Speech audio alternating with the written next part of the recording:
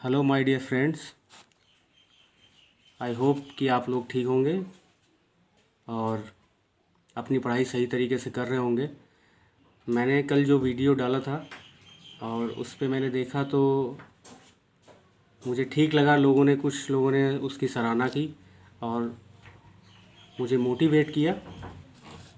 ऐसे ही मैं आज से शुरुआत कर रहा हूँ और नेक्स्ट वीडियो बनाता रहूँगा आने वाले टाइम में भी। अगर आप लोगों का प्यार ऐसे ही मिलता रहा, ऐसे ही आप लोगों की तरफ से मोटिवेटेड थॉट्स आते रहे तो मैं ऐसे ही वीडियो अब शुरू कर दूंगा। तो आज हम लोग पढ़ने जा रहे हैं। कल हम लोगों ने थोड़ा सा, मैंने कल चूँकि पहली क्लास थी इसलिए मैंने कल शुरुआत की थी, इसलिए मैंने थोड़ा सा उसमें बताया था कि किस तरीके से हम लोग यहाँ पे प्रतियोगिता दर्पण और किसी भी मतलब करंट अफेयर्स या आपका जनरल नॉलेज का कोई भी पोर्शन हम कैसे पढ़ते हैं वो मैं आपको यहाँ पे बताने वाला हूँ। तो वो हमने कल बात की थी जो आज शुरुआत करेंगे हम लोग। तो फ्रेंड्स, ये हमारे पास प्रतियोगिता दर्पण है। अगर आप इसको देखें तो यहाँ पे मैंने एक पेज खोला हुआ है, ये अप्रैल मंथ की है। ये आप लोग इस तरीके से देख लीजिए। ये अप्रैल वाली थी जो हम लोगों ने कल देखा था, ये अप्रैल की है। ये अप्रैल 2021 की है फ्रेंड्स। तो हम लोग आज देखेंगे कि किस तरीके से हमें इसको पढ़ना है प्रतियोगिता दर्पण फ्रेंड्स। तो हमें फर्स्ट यहाँ पे सबसे पहले आप लोग एक पेज लेके रखिए। जब भी आप लोग इसको पढ़ें या जब भी आप लोग इसको देखें तो आप लोग एक अपने पास A4 साइज़ का पेज ले लीजिए और पेन रख लीजिए। तो वहाँ पे हमें पॉइंट टू पॉइंट लेके चलना है कि किस तरीके से, जैसे कि हम ये आज नेशनल न्यूज़ पढ़ने जा रहे हैं। तो यहाँ पे आप लोग हेडिंग डाल लीजिए कि नेशनल न्यूज़, या जो लोग हिंदी माध्यम से हैं वो डाल लें राष्ट्रीय घटनाक्रम। तो यहाँ पे सबसे पहले हमें पॉइंट दिख रहा है कि सबसे पहले हमें देखना क्या होता है फ्रेंड्स, बहुत रिलैक्स होकर के, बहुत पेशेंस के साथ आप जब भी आप पीडी पढ़िए तो वहाँ पे आप लोग ये देखिए। सबसे पहले आप पेज ओपन करके वहाँ पे हेडिंग देखिए। हेडिंग क्या है? Overview of 13th edition of aero India 2021। ये फर्स्ट पॉइंट है नेशनल न्यूज़ का। तो वहाँ पे हमें किस तरीके से करना है, अब देखिए यहाँ पे ये क्या हुआ है। तो हमें यहाँ पे सबसे पहले उस न्यूज़ पे फोकस करना है। ये प्रीलिम पॉइंट ऑफ व्यू से आपकी सबसे इंपॉर्टेंट बन जाती है। यहाँ पे प्रीलिम पॉइंट ऑफ व्यू से क्या कि आप सबसे पहले देखिए कि ये कौन सा एडिशन है, 13th edition of aero India 2021। तो एरो से हमें पता चल रहा होगा ऑफ कोर्स एयर से रिलेटेड है। कोई हमारे प्लेन वगैरह यहाँ पे फ्लाई होंगे, हेलीकॉप्टर वगैरह फ्लाई रहे होंगे किसी और कंट्री के साथ। तो हम जब भी कोई एग्जीबिशन करते हैं, it is a kind of exhibition, एक प्रदर्शनी है फ्रेंड्स ये। तो हमें यहाँ पे क्या ध्यान रखना है सबसे पहले कि सबसे पहले हमें इस पॉइंट पे फोकस करना है कि जो हेडिंग है उस पर ही अपना पूरा फोकस हमें ओपन करना है। क्या है वो फोकस? 13th addition. सबसे पहले हमें यही नज़र आया कि ये कौन सा एडिशन था, 13th एडिशन। तो फ्रेंड्स, ये आपके दिमाग में बैठ जाना चाहिए जैसे आप पढ़ते हैं, और अपने पेज पे ये नोट डाउन करिए कि हम क्या पढ़ने जा रहे हैं। पहले तो आप हेडिंग वहाँ पे डालिए कि ये क्या है, एक एरो इंडिया 2021। सबसे पहले आप वहाँ पे पॉइंट लिखिए कि एडिशन ऑफ एरो इंडिया 2021। फिर कौन सा एडिशन है वहाँ पे आप हेडिंग डालिए, एडिशन कौन से एडिशन की है, ये 13th एडिशन है।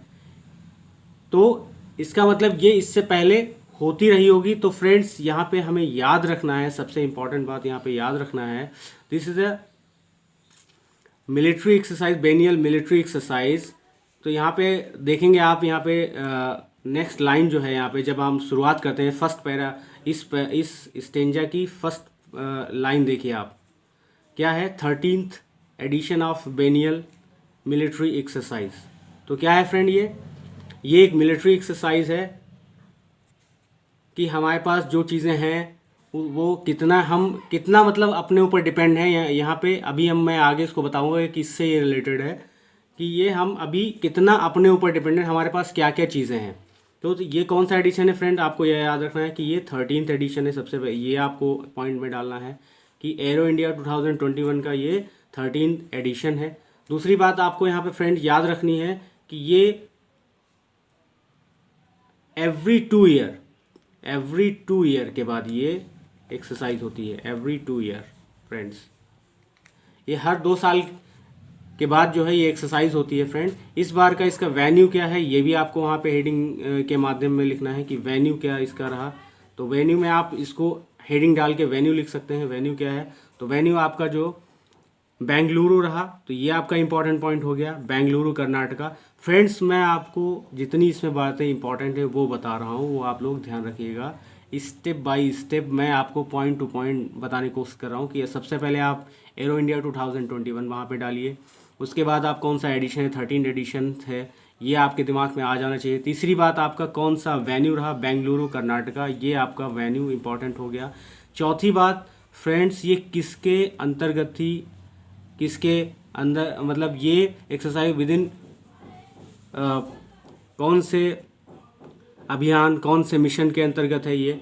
तो ये फ्रेंड्स आप लोग एक सबसे इम्पॉर्टेंट बात यहाँ पे याद रखिएगा, ये आत्मनिर्भर भारत, आत्मनिर्भर भारत ये एक अभियान चलाया गया था मोदी जी के द्वारा, हमारे प्राइम मिनिस्टर नरेंद्र मोदी साहब, उनके द्वारा चलाया गया अभियान है आत्मनिर्भर भारत। और इसकी घोषणा आपको याद होगी फ्रेंड कब की गई थी, आपको अगर अच्छी तरीके से याद हो, ये 12 मई 2020 को हमारे पीएम साहब ने इसका अनाउंस किया था आत्मनिर्भर भारत का। और ये फाइनली इम्प्लीमेंट कब हो गई थी, 15 अगस्त 2020 में इसका अनाउंसमेंट हो गया था आत्मनिर्भर भारत।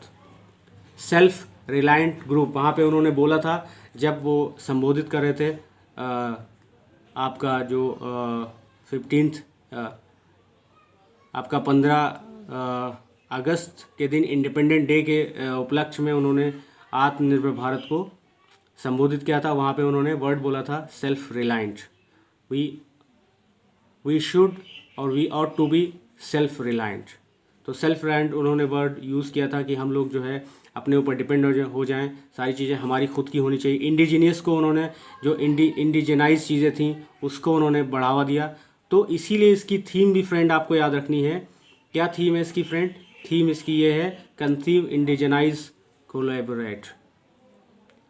कोलैबोरेट। फ्रेंड्स ये आपको थीम याद रखनी है, ये भी आप वहाँ पे लिख लीजिए। तो आपको यहाँ पे क्या क्या पता चला, ये आपका एरो इंडिया 2021 कौन सा एडिशन है, 13th एडिशन है ये फ्रेंड। उसके बाद आपका ये वेन्यू कौन सा रहा, बेंगलुरु कर्नाटका। उसके बाद जो है आपको तीसरी बात क्या याद रखनी है फ्रेंड, तीसरी बात याद रखनी है कि ये किसके अंतर्गत आता है। तो ये आत्मनिर्भर भारत के अंतर्गत ये एक इनिशिएटिव है। और फ्रेंड उसके बाद आपको याद रखना है कि थोड़ा सा जानकारी यहाँ पे स्टडी की आत्मनिर्भर भारत कब ये लागू किया गया था और कब इसको जो है मोदी जी ने बोला था, तो ये भी आपको याद रखना है। उसके बाद इसकी इम्पॉर्टेंट थीम याद रखनी है फ्रेंड। और सबसे और एक और इम्पॉर्टेंट बात फ्रेंड्स आपको याद रखनी है कि इसको चेयर किसने किया था, इसको चेयर किसने किया था। तो इसको चेयर किया गया था भाई हमारे जो डिफेंस मिनिस्टर हैं इंडिया के, वो हैं राजनाथ सिंह साहब, उनके द्वारा इसको जो है चेयर किया गया था।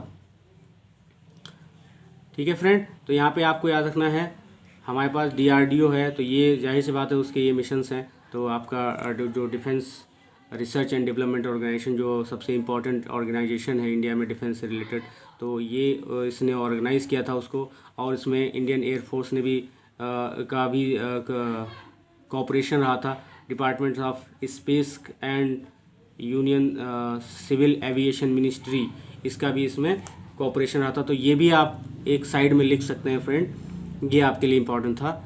उसके बाद इसमें थोड़ी सी और बात आप वहाँ पे ऐड कर सकते हैं फ्रेंड, जो मैंने यहाँ पे एक लिख रखी है अपने यहाँ पे। देखिए ये फ्रेंड्स मैंने यहाँ पे लिख रखा है कि it was initiative with in आत्मनिर्भर भारत, ये मैंने आपको बता दिया। उसके बाद एक इम्पॉर्टेंट बात ये है कि इट वाज वर्ल्ड्स फर्स्ट, सबसे इम्पॉर्टेंट बात है यहाँ पे आपको स्टार मार्क कर लेना है इस तरीके से कि it was world first hybrid arrow defence exhibition and Asia's largest defence and aerospace exhibition. ये आपको वहाँ पे एक एडिशनल फैक्ट ऐड कर लेना है फ्रेंड्स।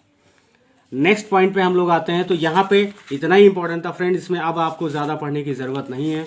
ये आपका ये पहला पॉइंट, ये पहली आपकी एक नेशनल न्यूज़ थी जो आपके लिए थी 2021 की। तो ये आपको इतना ये इसके लिए इतना ही, किस तरीके से हम लोग समझ पा रहे हैं कि कैसे हमें पॉइंट टू पॉइंट बनाते हुए चलना है और कैसे हमें पढ़ना है।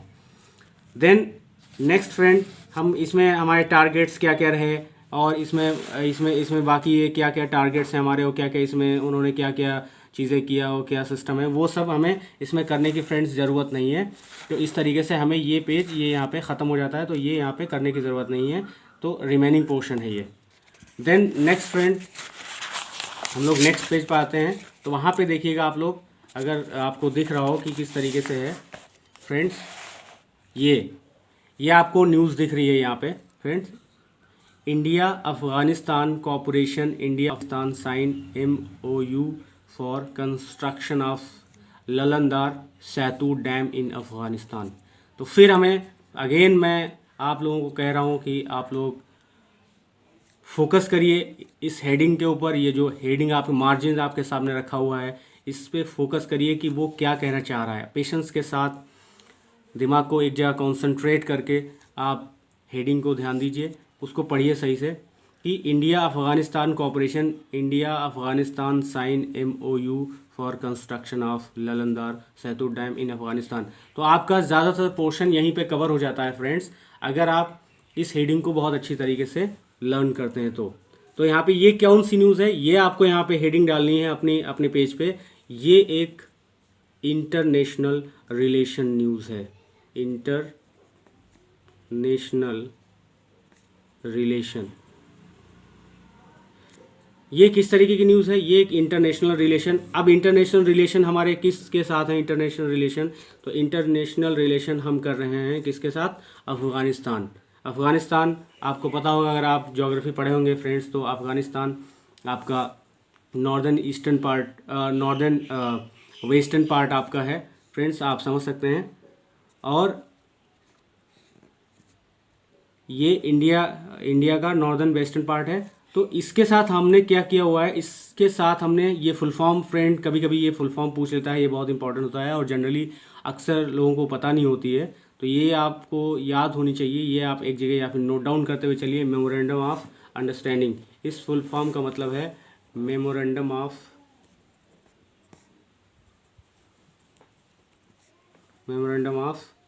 अंडरस्टैंडिंग।